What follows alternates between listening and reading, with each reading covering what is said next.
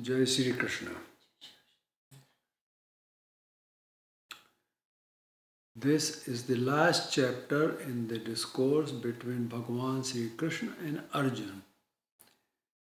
This chapter is the essence of entire Gita. Here the discussion is about yoga or to be one with Ishwar. Here yoga means to be one with Ishwar. The word yoga means union or to be one with. Here it is to be one with the Ishwar. So you want to be in yoga, that means you want to be in one with. So you are not two anymore, you become one. You take in our own lives, we say young man and young woman, they want to be together.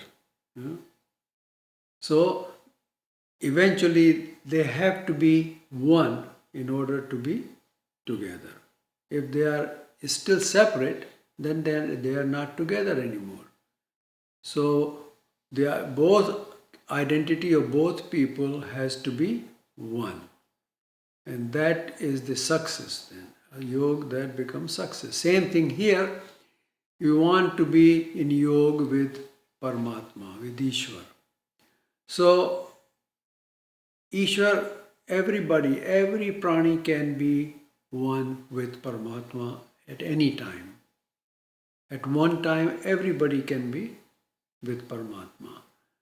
So now the first thing is that you must have a deep desire to be one with Ishwar. In our example, these two young people, they must have a deep desire to be one with each other.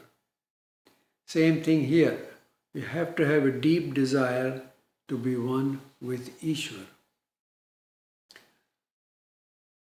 To pursue this, you must know what is Ishwar. Here Arjuna has come to know Ishwar through spoken words by Bhagwan, Sri Krishna. However, he only saw the Vishwarup, not the Ishwar Swarup. We must remember that although Ishwar Swarup is omnipresent and omniscient, Sarvavyapak and Sarvatmak, it is both. But it is completely different from anything that exists and thus is separate from sansar. What is in sansar? Sansar, there are all the jeev come in there to experience the fruit of their karma. That is what sansar is. But Paramatma Bhagavan says, I am not in sansar. Sansar is in me, but I am not in sansar. So he is totally separate from sansar. He also said, Namami karmane limpante name karma phale spraha. I have no longing to do any karma or longing for any karma phal. He doesn't need anything. So that makes him totally separate from sansar. Who is in the sansar? The one who does karma for the karma phal. That is how you are become part of sansar. We who have become a part of the sansar have become such because of our karma. To know the Ishwar's tattva, we need to break away from this cycle of karma. Unless we break away from the cycle of this karma, we would not know what Ishwar is. This breaking away from the cycle of karma is what moksha is. Moksha is also called mukti, which means liberation, release or deliverance. So having listened to Gyan, Arjuna wanted to know the tattva of sannyas and tyag. So the chapter is called Moksha Sannyas Yoga. Moksha means mukti and sannyas means, sannyas is totally different, means complete mukti. I hope by now you have become familiar about the sannyas and tyag. If not, then you have not been paying attention. Anyway, for now, just know that by practicing tyag, one can get to the state of sannyas. Sannyas is a state where Kam, Krodh, Lobh, Moh, Mad, Matsar totally does not exist anymore in us. That is what sannyas is. Separating ourselves from all these is sannyas. But we have a tendency to be with something. If we separate from all this, where are we gonna go? Then you pursue Parmeshwar and you become one with Parmeshwar. We can only relinquish what we have. You say tyag. Tyag is to relinquish something. But what can you relinquish? Only what we have. So, what it is that we have been performing karma and accumulating karma phal for God knows how long, from very start of the time we have been doing this. And we have accumulated lot of karma phal. Bhagavan tells Arjun to relinquish your karma phal into him. So why did Bhagavan say this? That relinquish the karma phal into him. He does not need our karma phal. He is content within himself. So why did he say that? It is because if we relinquish to some devata, there will be another karma phal. Because this is what devata does. When you relinquish something, you are doing devata bhakti, you get, karma is made and then you get the karma phal. Whereas Ishwar is Gyan. And in chapter 4, Shlok 37, Bhagavan said, Jnanan sarva karmani bhasmatas kurte tatha. The fire of Gyan. Gyan is energy, is a power. And what power does? That Gyan, the fire just burns everything up. So Gyan reduces all karma to ashes. So by relinquishing our karma phal to Ishwar, the karma comes to an end. On the other hand, if we offer it to Devata, Devata accepts it and gives another karma phal. So it doesn't break the chain. But if we relinquish it to Ishwar, then it just gets destroyed, totally consumed, finished. Nothing left of it. And when there is nothing left of it, there is no karma done and there is no karma phal. That's the end of karma cycle. Thus, there is no desire to do any karma. The desire to do any karma, to do anything, is also karma phal. Thus, there is no desire to do any karma other than which has been told by Bhagavan for us to do. That's all desire a person will have. These things which Bhagavan tells us to do are, which we cannot relinquish, are yagna, dan and tapa. These are to be done in the name of Ishwar. This is also called Ishwar Bhakti. So last time we stopped at Shlok 18, in which Bhagavan told Arjun that karma just does not happen. In today's colloquial language, we'll say karma is a process. Everything is a process in the sansar. So process happens in steps. It requires ingredients. And then you have to know how much of what to mix in something for the process to be successful. So karma is also a process. It just doesn't happen. To perform karma, one needs to have the knowledge of performing karma. How karma happens. Bhagavan brought this up because Arjun was turning away from karma. So Bhagavan has to tell him how does the karma happen. It just doesn't happen by itself. Bhagavan is trying to tell Arjun that karma is duty. It is our kartavya. If you are born, you will do the karma. Karma is your duty. It also stands for an act.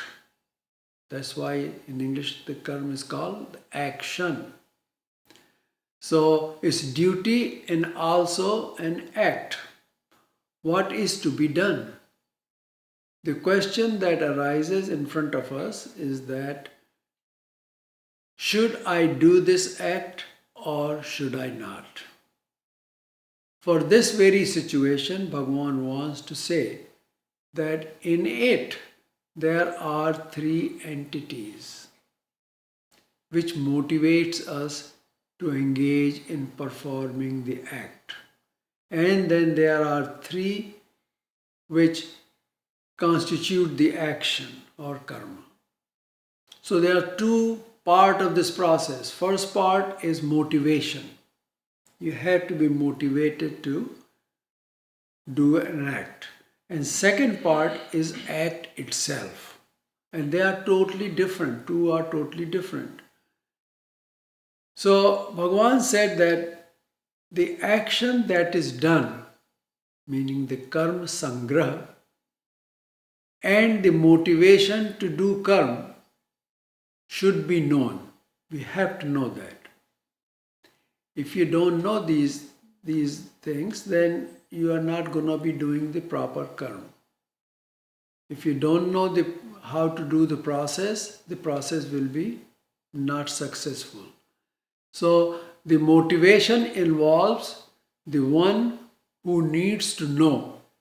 So one part of the motivation is gyata or parigyata. One who needs to know. Who is the one who needs to know? Is the one who is going to be performing the karma. Then what is to be known? Gyayam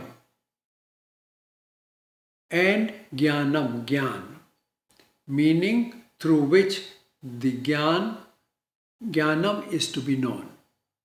So through which process gyayam, which is to be known, is known. And Gyan is what and tells us how to know what we need to know. That is what Gyan is. So one is Gyata, second is Gyayam, which is to be known, and third is Gyan, which tells us how to know what is to be known. I hope it's clear to you. So there are three constituents in motivation.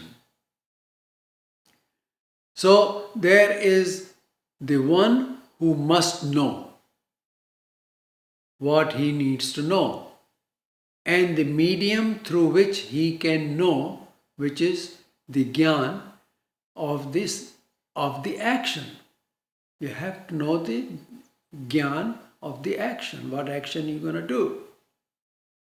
In that, what will he get from it? One part of knowing the Gyan is what are you going to get out of this action? If you're going to do some action, what are you going to get out of it? These encourages one to do the action. These three constituents are what motivates one to get the action. So if mostly people in general will do the action to get something. You always do something to get something. You just don't do anything without, I'm not going to get anything, why should I do it? So you have to know that is part of the Gyan. What is the part of the Gyan? That you know what you're going to get. and knowing what you're gonna get motivates you to do the action. Unless we know what we're gonna get, we will not be engaging in the action. So there is gyata or and parigyata, then there is a gayam and there is a jnanam. So there are three constituents which motivates us. Then to do the karma, there is the instrument, karan. Then second one is doer, or the person who's gonna perform the action or karta, and the act, the kriya itself. So first we had three parts in motivation. Now there are three parts in action itself. So next Bhagavan says that there are three distinctions of each one of these: the jnana, karma, and the doer, karta. These distinctions are due to the three gunas. Because sansar is trigunatmak, it is made up of three gunas. So everything in sansar will have three distinctions according to the gunas. Next, Bhagavan talks about the jnana, followed by karma, and then in the end about the karta. ज्ञानं कर्म च कर्ता च त्रिधैव गुणभेदतः प्रोच्यते गुणसंख्याने यथावत् शृणुतान्यपि.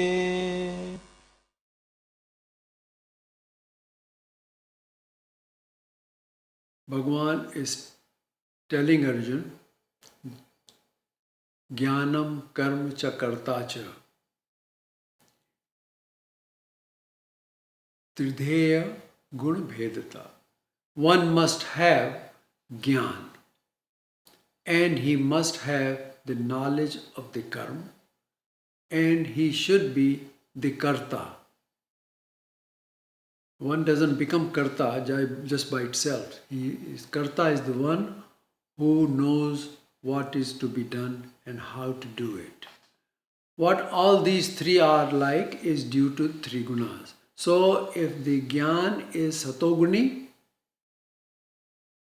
the karma will be satoguni. That is a given, because the jnana is satoguni. There is no other guna interfere in it. In this case, a tamoguni karma cannot happen, because the jnana itself is satoguni. So the karta will be satoguni too, and kriya will be satoguni. So no other gun can interfere in. So when the jnana, karma and karta all are sattvic, then the fruit will be sattvic. This will end one into swarga. That's the highest that a person, a jeev atma can get in with sattvic karma. All three being tamoguni will result in narak. That will take the karta into narak. However, our karma being the mixture of all three gunas, we come in sansar and receive both the pleasure and the pain. So if our karma is purely sattvic, we will end up in swarga. If it is purely tamogun, we will end up in narak. But in between is what rajasi is. So sansar is rajasic. So it gives both. Our karma has a mixture of all three gunas. We are not capable of doing only just some satoguni karma or tamoguni karma. Along with each gun, there is other two gun are always present. So due to that mixture, we come in the sansar and experience pleasure and pain. That's all it is. What is the karma phal? Karma phal is nothing more than experiencing pleasure and the pain. Either you are feeling pleasure, or if you're not, there is no pleasure, then you are in pain. There is nothing in between. Suppose you do something and the action becomes successful, and what we meter these days, what we measure everything these days by is money. And you say, well, this person is very successful. He made money. While you made the money, it gives you pleasure. And it lasts only for a while. And then again, you have the pain of making more money. You have to do some more. So it's a cycle which goes on and on and on all our lives. And our lives are nothing more than feeling of pleasure and pain. Prochate gun sankhyane. This has been said in the Sankhya, where the three gunas have been described. Sankhya Shastra has described all three gunas.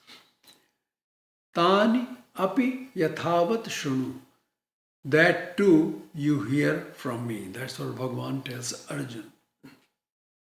सर्वभूतेषु येनैकम् भावमव्ययमीक्षते अविभक्तं विभक्तेषु तज्ज्ञानं विद्धि सात्विकम्. So now Bhagavan is telling Arjuna what is sattvic jnana. Remember, you have to have jnana and karta in order for action to take place. So Bhagavan says, what is sattvic jnana? Sarva bhutesh yenekam bhavam avyam ikshate. If someone says they are going to relinquish something, so Bhagavan is saying that before doing sannyas, one needs to have jnana of what it is that he is going to relinquish. Is it the karma or the karma phal? You follow me? What you are going to relinquish? Is it the karma or the karma phal? First, one need to know this thing, what we need to relinquish. Now, what are the characteristics of sattvic jnana? The sattvic jnana is yen, in which jnana vibhakteshu sarva bhuteshu. Although all prani bhut, everyone who exists, look different from each other on the outside. There are no two people which look alike. So they look different from each other from outside. He does not look those differences. Instead, he sees the similar bhav inside all of them. So sattvic jnana, if someone has sattvic jnana, his outlook is different. Even though he sees everyone different from the outside, but he doesn't pay attention to what they look on the outside. He sees what is the common denominator within each one of the prani which exist. What is the bhav inside each one of them? Ikshate means he sees. What does he see within all? Ekam avyam bhavam. That within all there is one avyay bhav. Avyay bhav means the bhav which does not change. Vyay means to spend. It doesn't get spent. It's avyay. It's all eternal. It's all constant. That bhav he sees in each one of the prani. When he sees someone, he doesn't pay attention to the outside look. He just sees the avyay bhav within each, and he knows that avyay bhav within each one of the prani is the same, one and the same. This avyay bhav is sarvatmak dharma of Ishwar.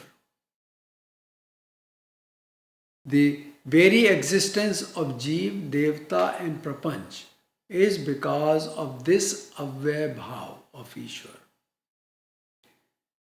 What is the Abhay Bhav? Sarvatmak Dharma. Ishwar he is Atma of everything that exists, whether it's Prapanch or Devta or Jeev or anyone, Prani Bhut, everyone's Atma. Without this Abhay Bhav, nothing can exist. And what it is like? Avibhaktam, inseparate. That which is not separate, avibhaktam. Vibhakt means to separate two things. But avibhaktam means it cannot be separated. So that bhav is also part of that pranibhut. It's not separate from the pranibhut. It's not separate from Jeev. It's not separate from Devta. It's not separate from Prapanch. It is there. It's part of the everything that exists. This Abhay Bhav, the Sarvatmak Dharma, and without it being avibhaktam means inseparable, nothing can exist. All existence depend on Ishwar's Sarvatmak Dharma. Tad jnanam vidya satvikam. Know that jnana as sattvic jnana. So what is the sattvic jnana? So that by which one perceives a single eternal Abhay Bhav, the Sarvatmak Dharma of Ishwar, present equally. There is no difference in different pranibhut. It is present equally in all pranibhut, including Jeev, Devta and Parameshwar. Know that Gyan to be Sattvic. In chapter 7, Shlok 21, Bhagavan says, Yo yo yam yam tanu bhakta Shraddhayarchiti michhati. He says, Tasya chalam shraddham tameva vidyamamyam. He says, whatever bhakt which is a desire, whatever bhakt which is a desire, i.e. any sakam bhakt, whatever desire he desires to worship with, Shraddha, whatever form of embodied Devata, that Shraddha of his make unwavering. Bhagavan makes it unwavering. So if somebody is worshipping Mahadev, Shiv, his Shraddha is maintained by this Ishwar Sarvatmak Dharma. Bhagavan makes it happen. Without that, their Shraddha will not be there. So whatever a person does, everything is being, there is presence of the Sarvatmak Dharma. So in every case, it is the power of Ishwar that makes all possible. Without that power, nothing can happen. In this Gyan, one knows that we all look different from outside, but deep inside, that indestructible Ishwar Bhav is the same in all. Any karma done with this Gyan will be Sattvic karma. It is this Sattvic Gyan by which one reaches Ishwar. So I hope it's clear what Sattvic Gyan means. In Sattvic Gyan, even though we see everyone is different from outside, but within each, we are all same. When you have that bhav in us, that bhav, how should I put, that bhav becomes uchambal, means it comes up in us, that this is what it is. One person knows that this is what it is. Everyone is same within inside. Then whatever action that person will take will never hurt the other person, because he knows that he is same as the other person. So if one other person hurts, it will hurt him also. So that is what I'm trying to say, what this Gyan does. That creates Sattvic karma. Now the Rajasi Gyan.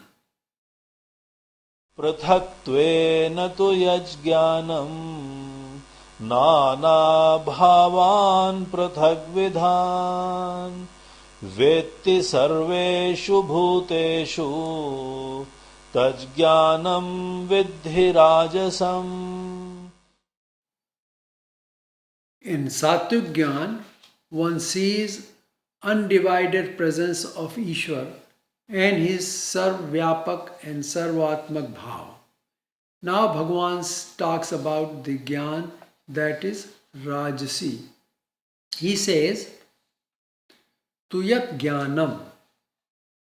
But that Gyan, or through which Gyan, Vetti, one sees Sarveshu Bhuteshu, in all Prani Bhut, Nana Bhavan Prathak Vidan, various entities of different kind. Through this Gyan, one sees various entities of different kind, Prathak Vidan, as different from one another. You see, here he sees various differences in different Prani Bhut. And through that he says they are all different, as different from one another.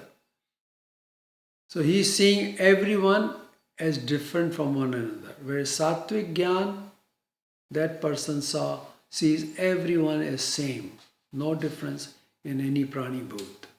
But here he says, he sees everyone different from one another. Tad Jnanam Viddhi Rajasam. Bhagavan says, know that Gyan, Rajas Gyan. So, in the Gyan which is Sattvic, one sees the same level of presence of Ishwar in all Prani Bhut. Here, one knows that all Devata and all Prani exist due to Sarvatmak Shakti of Ishwar. However, in Rajasi Gyan, one's Gyan tells him that in all being, including Devata, the various entities of distinct kind are different from one another. For example, one sees the Shakti of Devi, Devata, and Manush differently. It is our ignorance that we see all these differently. So, some worship Shiv, others worship Devi. The question is not of Shiv or Devi worship, the question is of the worship itself.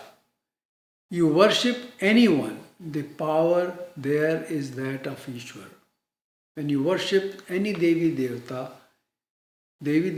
their power is coming directly from Ishwar because the Sarvatmak Dharma of Ishwar is working within them also.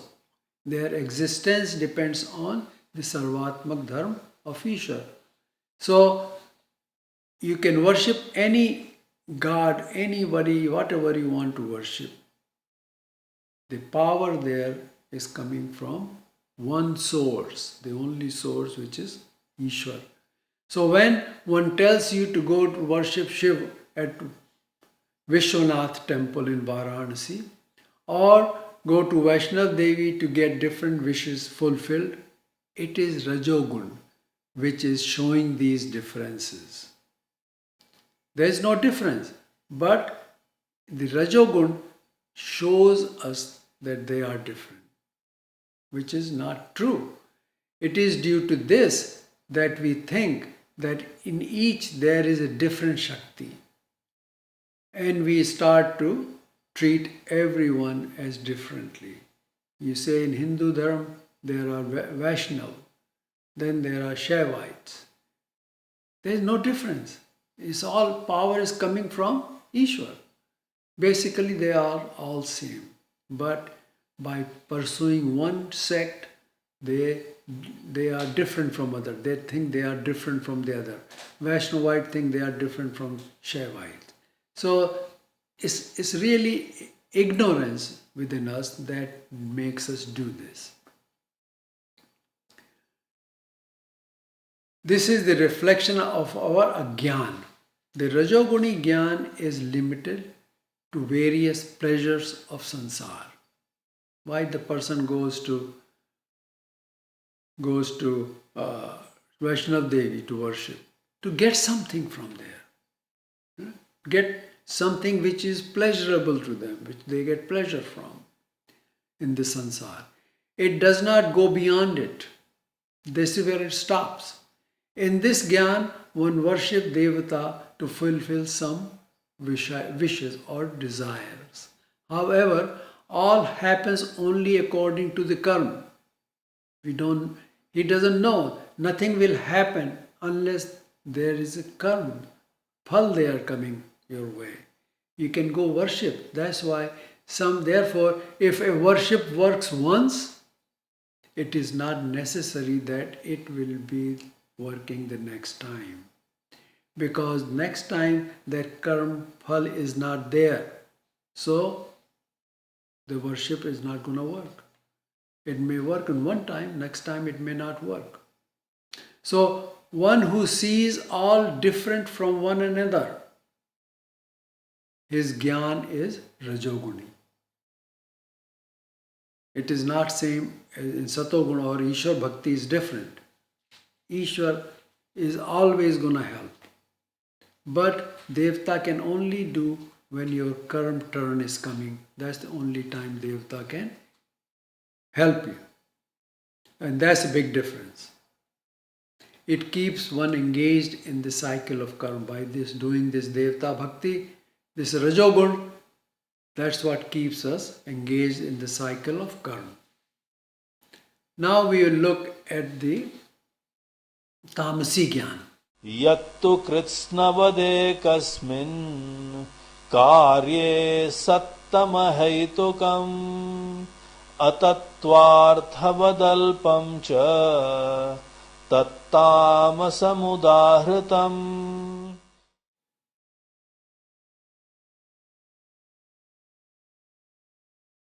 Tu yat. But that Gyan,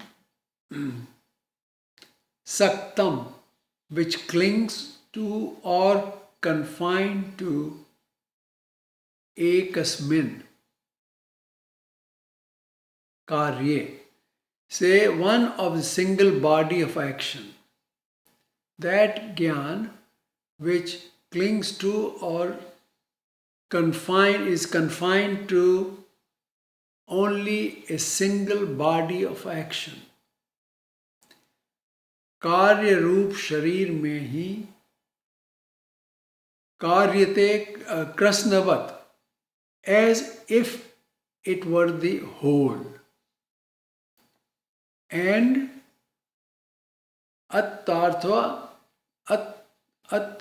tvarthavat, which is irrational, without any foundation in the truth, and is alpam, trivial, tuch. Udahritam, tamasam, that is declared as tamasic Gyan.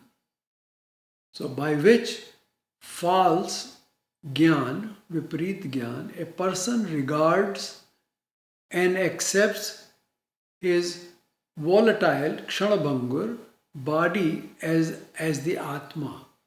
So in this case, a person considers his body as Atma and attaches to it as it is whole. That body, everything is in there and he clings to it. That Gyan is Tamasic Gyan. So in Tamasic Gyan, people worship human beings. So in Satogun Gyan, we understand that there is a divine power whose Sarvatmak Dharma is working in everyone equally. This Gyan will help us to get to Ishwar.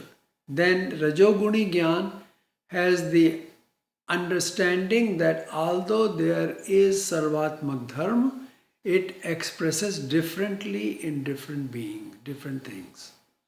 Now we saw that in the Tamoguni Gyan, Gyan does not accept the presence of Sarvatmak Dharma, has no basis in the truth, and it considers the physical body as Atma. This Gyan is trivial, is the lowest of the lowest Gyan. Where a murti or picture is worship, that is worship of the body. So there is an attachment to the body. When you start worshipping a picture or a murti, then you are attached to that body. In temples, the high priest does pran pratishtha in those murtis. Afterwards, they say that a particular deity is now present in that murti.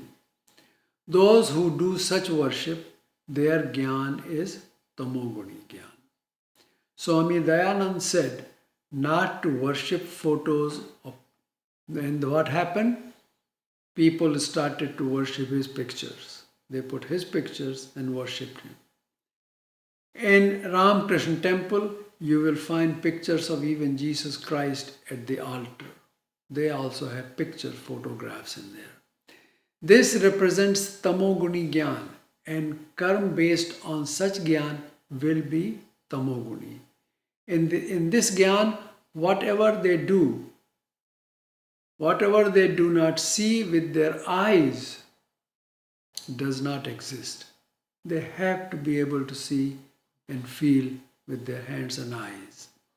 Now Bhagavan says that the karma is also of three types. There are three types of Gyan, and from each one of these Gyans, the karma will be similar gun. So there is going to be three karma. So next slok, Bhagavan says, Niyatam sangarahitam araga dveshatah kritam afala prepsuna karma yattat satvikam uchyate. Yat karma. That karma, kratam, which has been performed, and niyatam, because doing it is a duty or kartabya. It's my duty to do this. And is ordained by Shastra. Niyat karma is the karma which is ordained by Shastra. Sangarahitam, which is free from the pride of doership with no attachment. Sang rahitam. Sang means attachment. Rahitam means there is no attachment, without attachment. And aphala prepsuna is done by one who is not desirous of the fruit of the action. The person who is doing the action, he has no desire for the fruit. Arag dveshata, with no partiality or prejudice. There is a rag dvesh, this is arag dvesh. There is no rag or dvesh, neither one of them are there in that person. Tat, that satvikam uchyate, that is said to be sattvic. So that karma is sattvic. Now, the niyat karma. What is the niyat karma? Niyat karma is that which is done every day, regularly. It includes our ashta swabhav, eating, drinking, going to bathroom. This is all sleeping. This is all ashta swabhav. That they are niyat karma. They cannot. You have to do these. These happen, and these are essential for living. The karma performed occasionally is called aniyat karma. For example, worship with some motive, it is aniyat karma. in it there is desire that for what we are doing the worship, that will come to fruition. Such is not the case in Niyat Karma.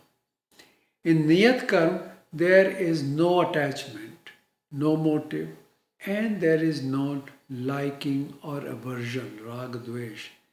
These are present in our karma. In addition to the karma which is done for its fruit, the phala prepsuna, such karma is said to be sattvic. There is no karma phal desire, and that is said to be sattvic. So in sattvic karma, it's a niyat karma. So Ishwar Bhakti is niyat karma. You do every day. And sangrahitam. In this karma, in this action, there is no sang, there is no attachment as to what I'm going to get out of it or whatever. There is no attachment. It is my duty, so I am doing it. Pride of doership is not there. And aphala prepsuna. And it is done by one who is not desirous of the fruit of the action. That is a sattvic karma. So now, you see, when a person performs sattvic karma, there is no desire for the fruit of action.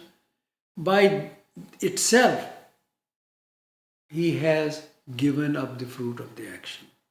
There is tyag built into this sattvic karma because he has no desire for the fruit, so fruit comes and goes. He gives easily, he does the tyag of the fruit of the action. So that's what sattvic karma is. Now, what is rajasic karma? In next slok, Bhagavan talks about rajasic karma. यत्तु कामेप्सुना कर्म साहंकारेण वा पुनः क्रियते बहुलायासं तद्राजसमुदाहृतम्. Bhagavan says, tu, but yat karma, that karma which involves bahula yasam, a great deal of effort. See, niyat karma doesn't require any effort. It's automatically. Sattvic karma requires not much effort. In rajasic karma, it requires a lot of effort. A great deal of effort. Punah, and kriyate is performed kamepsuna, by one seeking enjoyment of bhog. He wants some pleasure out of it in this kind of action. Va, and or sahankaren, by one full of ego. Sa ahankar, with ahankar. Tat udrahatam rajasam, that karma is declared to be rajasi karma. So any karma that involves a great deal of effort, for example, people used to do yagna. That requires a lot of effort. You have to collect all samagri and everything, bring people together, have havan kund, and it takes a lot of effort.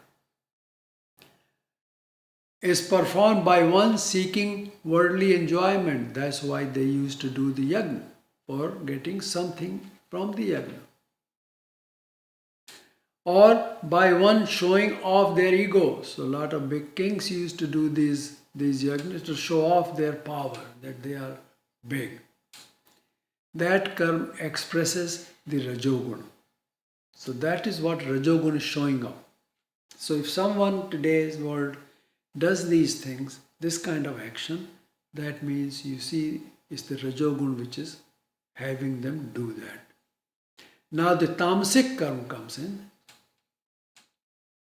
अनुबंधं क्षयं हिंसाम् अनवेक्ष च पौरुषं मोहादारभ्यते कर्म यत् तत्तामसमुच्यते.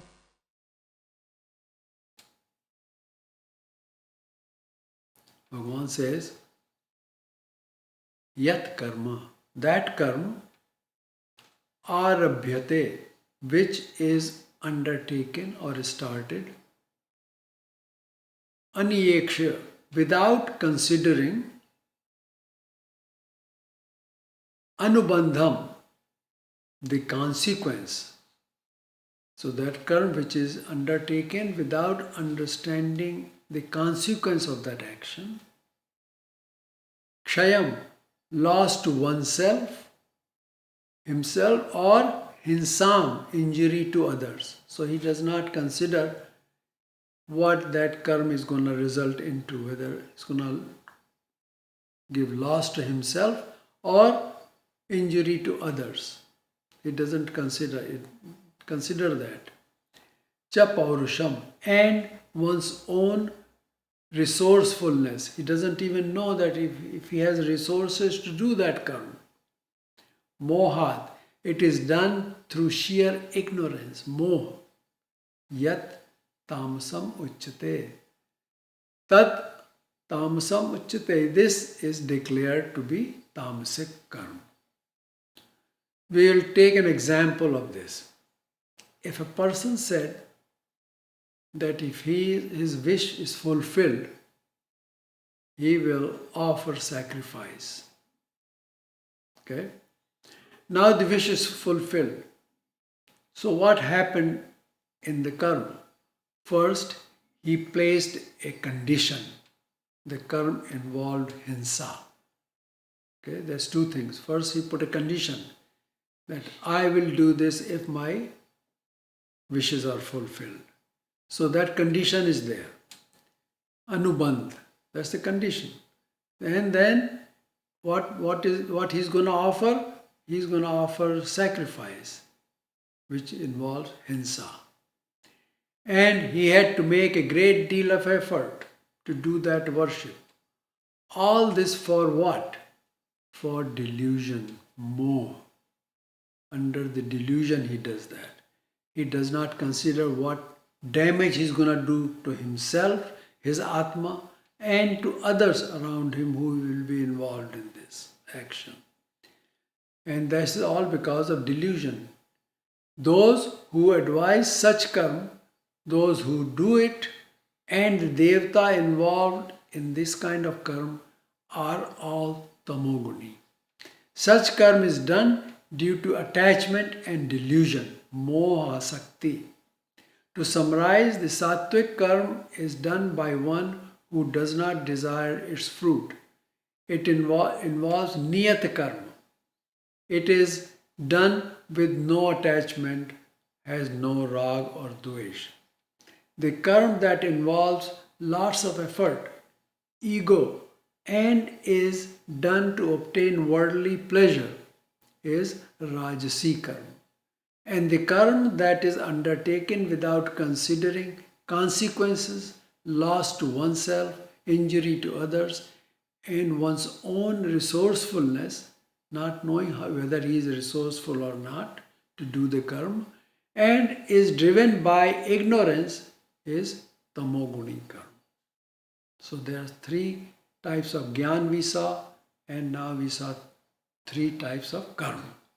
Next, Bhagavan talks about three types of karta, the doers. Those who do these karma, they are also three gunas, three types. Mukta sango naham vadi dhrutyutsaha samanvitaha siddhya siddhyor nirvikaraha karta satvika uchyate. The karta, or the one who is performing the karma, who is free from attachment, mukta sangam. He is free from attachment, shows no ego. He doesn't want to be known as big person who did this karma or whatever. He has no ego in his speech, anahamvadi, endued with fortitude and enthusiasm, is not swayed by success or failure, is called sattvic. That karta is sattvic. Ragi karma phale prasyu, रागी कर्मफलप्रेप्सुः लुब्धो हिंसात्मको शुचिः हर्षशोकान्वितः कर्ता राजसः परिकीर्तितः. and the karta, who is ragi, means passionate. He has got rag, he likes something, has attachment, and is karma phala prepsu, desirous of the fruit of the karma phal. That's karma phal, he wants the karma phal. First, he is ragi, he is passionate, and he has attachment, and he wants the karma phal. All of us do karma with some desire and is lubd, greedy. That karta who is greedy. The greed has pervaded all his karma, and by his nature, hinsatmaka, he inflicts pain to others. His nature is such that his karma causes pain to others, and who is ashuchi, of impure conduct, and is harsha shokanvita, easily affected by elation or dejection. Rajasa parkirtita has been called rajas. That karta has been called rajasi. So basically, rajasic karta is one who is self-centered, which brings out all the traits described above. Whatever is described above, it means is self-centered. And now the characteristics of the tamasic karta. Bhagavan says what tamasic karta is. अयुक्तः प्राकृतस्तब्धः षठो नैष्कृतिकोलसः विषादी दीर्घसूत्री च कर्ता तामस उच्यते. Here one word to pay attention is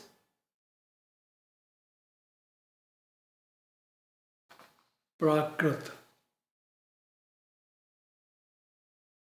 The opposite of prakrit is Sanskrit. Prakrit means where new sanskar have not been created. The one who is in his original state. For example, the tribal people, they are prakrit. They are in their original state. Their prakriti has not gone through a transformation. They can also be called uncultured. When one receives sanskar, he becomes Sanskrit. So the karta who is ayukt, meaning he does not possess skills. Okay? Yukti, he does not possess any skills to do the karma. He is uncultured, he is prakrit. He is stabdha, or he is arrogant, deceitful, cunning, shat. Shat means he is deceitful or cunning. Is inclined to rob others of their livelihood, nashkrita. Is slothful, sluggish, alasi. He just doesn't want to do anything. He is just lazy. He is despondent, vishadi, and dirgha sutri. He is procrastinator. Such karta is called tamasic karta. So all the bad things are in him. He is lazy, dirghasutri, he hurt other people, he doesn't know how to do his karma. So that is called, the result of that will be tamasic action, because the karta is tamasic karta. His gyan is also tamasic. Now Bhagavan describes three types of buddhi and dhruti. These are two different traits. Buddhi decides whether to do something or not to do it. And dhruti maintains that decision. Tenacity. So if there is a decision is made by buddhi, now will that decision stay there with you? And that is power is called dhruti, is the tenacity with which that decision is gonna be maintained. That is called dhruti.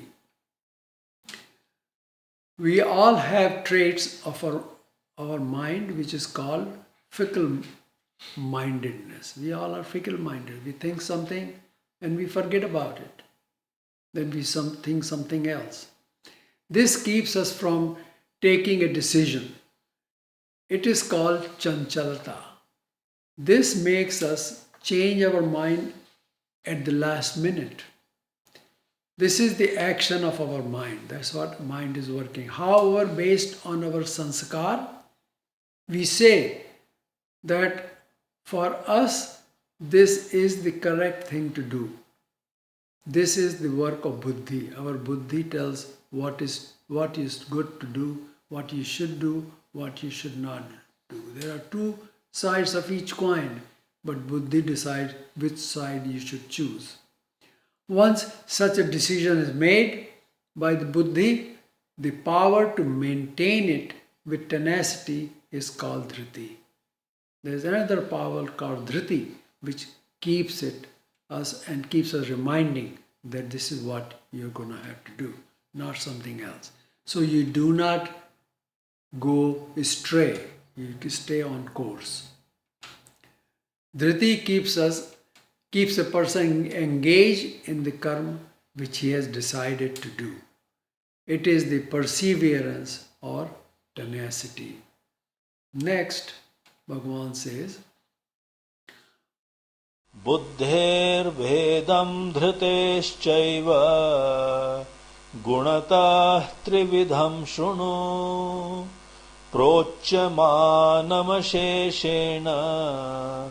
पृथक्त्वेन Dhananjay.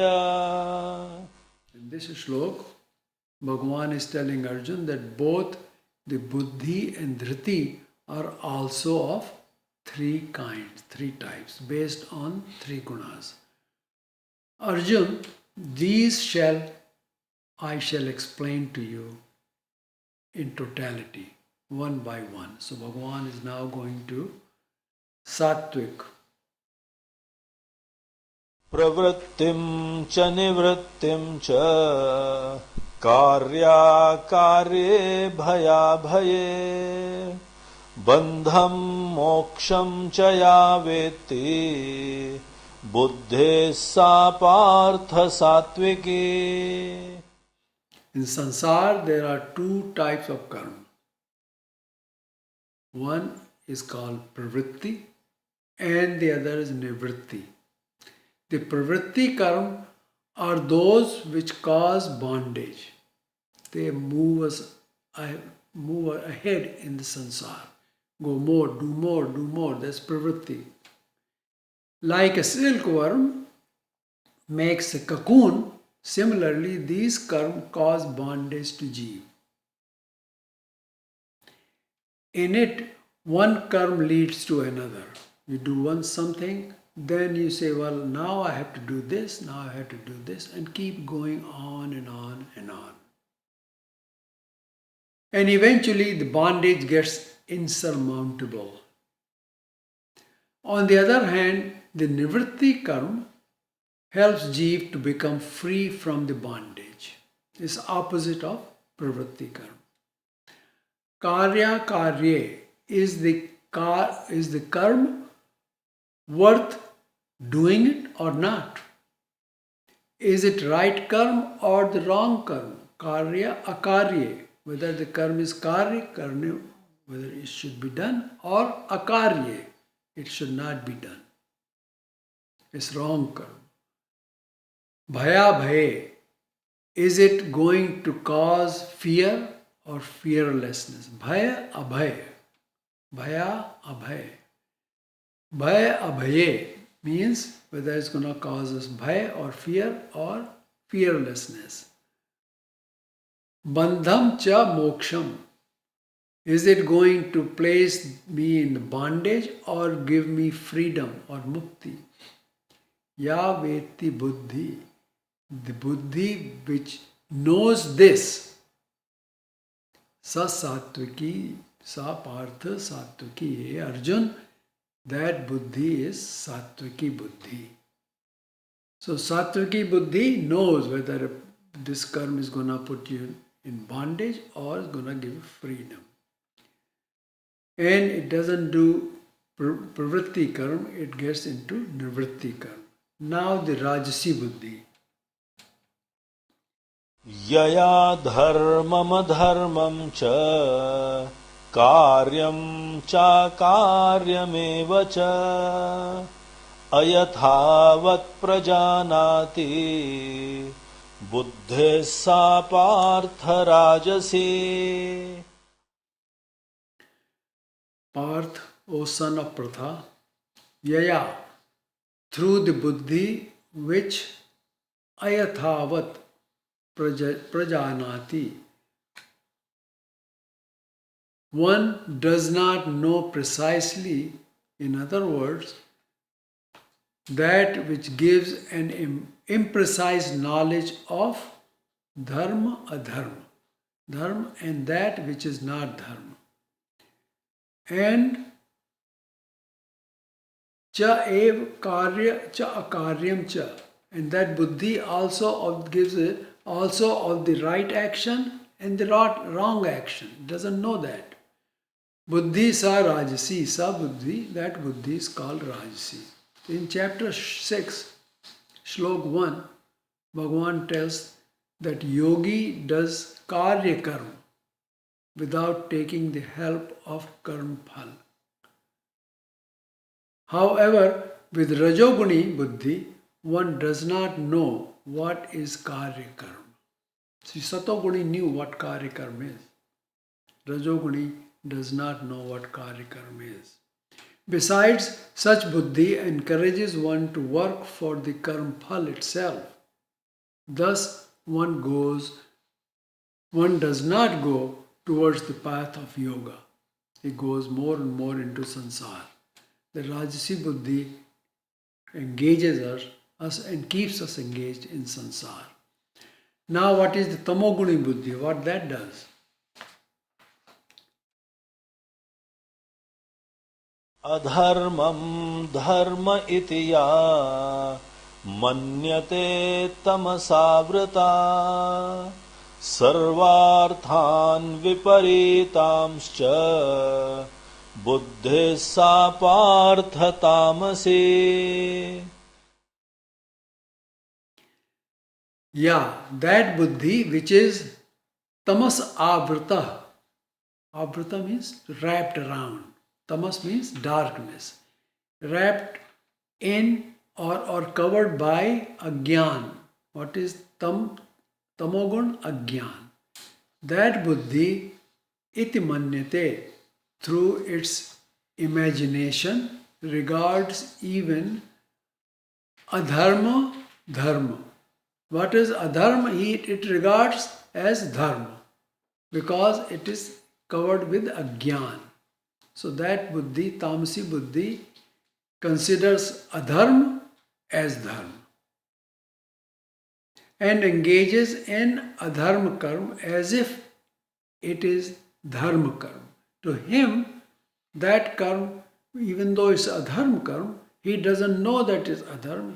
He knows it as a dharma karma, so he says, I am doing the dharma. And similarly, it regards sarvathan viparitan, and sees all other things opposite to what they are. He doesn't see the right way anything. He sees opposite to what they are. In the absence of Gyan, the Tamoguni Buddhi not only considers adharma as dharma, but it also sees everything else in an opposite or perverted light. Now Bhagavan describes the three kinds of dhriti. So there are three kinds of buddhis, now three kinds of dhriti. It also called patience. Dhriti is also called patience, dhiraj. For performing any karma along with buddhi, one needs patience. You have to have patience because the buddhi gives a decision as to what should be done. Now it takes time to perform that karma.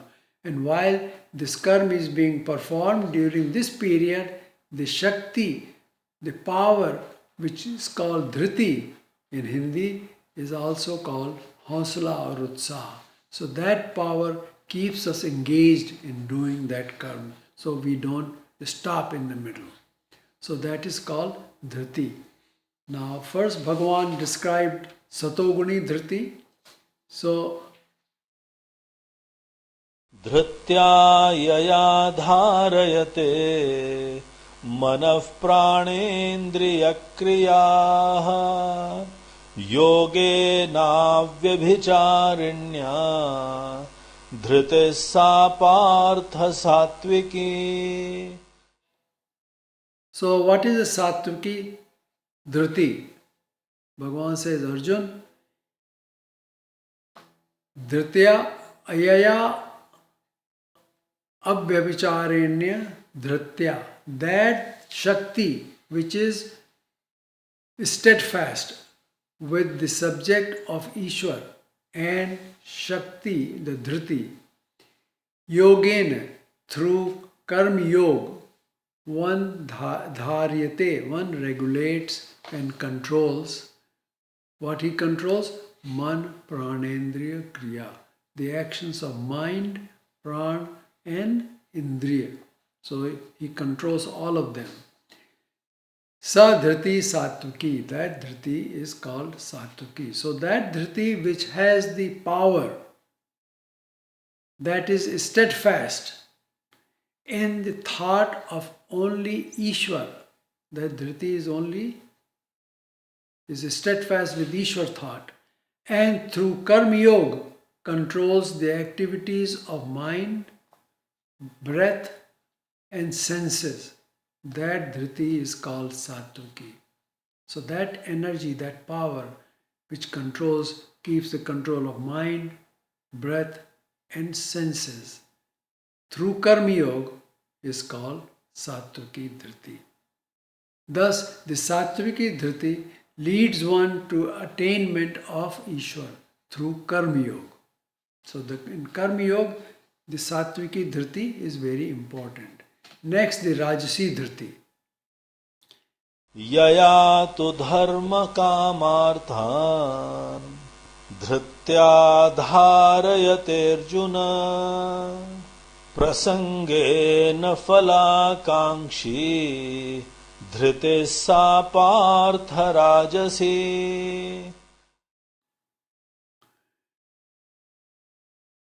Bhagavan says, what is the rajasi dhriti? Now in Panchatantra there is a shlok. Vidya dadati vinayam vinayateti patrata patritya dhan mapjoti dhanat dharma tat sukham. He says that the education, vidya, gives vinay. It makes a person cultured and makes him humble. That gives him worthiness, or that humbleness or vinay gives him worthiness or patrata, from which he earns. With that education, he goes out in the world and earns a living. With this capacity to earn, he takes on a wife. Dharma, he does his dharma. Then he lives a life of sukh, pleasurable life. So without vidya, there is no patrata. So everything you have to know, we have to have patrata. We have to be able to do. We have to have that capacity to do. And that comes from education, of whatever kind of education you take. Here describing the Rajasi Dhriti, Bhagavan is saying the same thing. Tu yaya, but with which one dharayate takes up and regulates dharma kamarthan, the dharma, brahmacharya dharma and kam dharma, kamarth, getting educated, earn a living, arth, and kam, taking on a wife or husband, with which dhriti one lives in this way is in the sansar. That is prasangen phala kankshi. And when the time comes, he also wants the phal of that action. Sa dhriti partha rajasi. So Arjun, that dhriti is called rajasi. So basically, living in sansar and doing sansaric actions is rajasi dhriti. Family, society, everything that a person does with desire of the fruit. You don't do anything without the desire of the fruit. That is called Rajasi Dhriti. Now comes the next slok, the Tamasi Dhriti. यया स्वप्नं भयं शोकं विषादं मदमेव च न विमुञ्चति दुर्मेधा धृतिः सा पार्थ तामसी. So, yaya, by which durmedha, one's evil-mindedness, meaning his retention shakti, medha, retains only the evil, nothing else. In the tamasi dhriti, his medha or his retention power of his mind, what does it retain? The evilness. Na vimuchyati, and is not only not only allows one not to leave evil deeds, but encourages one to engage in such evil deeds and does not let go of it. So this dhriti, this tenacity, which is tamasi, encourages, not only encourages person to get involved in the evil deeds, but stay engaged in those evil deeds and not let go of it.